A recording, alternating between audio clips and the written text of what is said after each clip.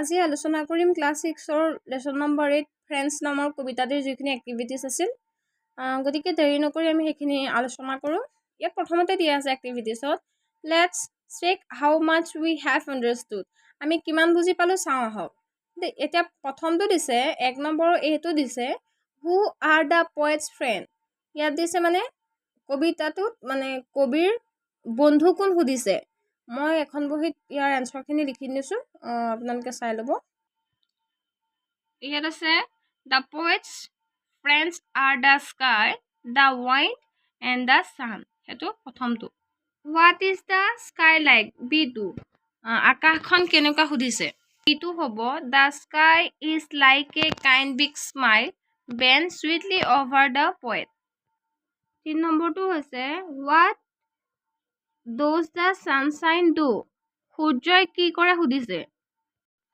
C2 answerটো হ'ব the sunshine passes through the leaves and falls upon the poet's face D2 সুধিছে what does the wind whisper মানে বতাহে ফুসফুসাই কি কয় সুধিছে D ৰ answerটো হ'ব the wind whispers pretty things softly though it cannot be seen E2 দিছে whose careful wings does the poet feel your answer hobo the poet feels the careful wings of the wind F2 দিছে why should a child never feel a fear শিশুৱে কেতিয়াও ভয় অনুভৱ কৰিব নালাগে কিয় ইয়াৰ answerটো হ'ব a child should never feel fear because so many gentle friends are near even if they can scarcely be seen G2 দিয়া আছে can you consider the sky the sunshine and the wind as your friends why ইয়াত কৈছে যে আকাশ ৰ'দ আৰু বতাহক আপোনাৰ বন্ধু বুলি গণ্য কৰিব পাৰিবনে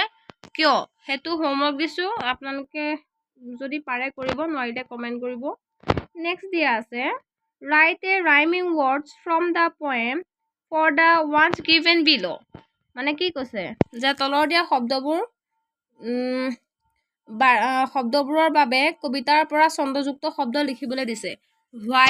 whileত লিখিলো smile treat লিখিলো free লেছত লিখিলো face headত লিখিলো bed আৰু grassত লিখিলো class thingsত লিখিলো wings nearত লিখিলো fear আৰু seed লিখিলো be গতিকে আজিলৈ ভিডিওটো ইমানে যদি ভাল লাগে ভিডিওটো শেয়াৰ কৰিব বন্ধু বান্ধৱীৰ সৈতে আজিলৈ বাই বাই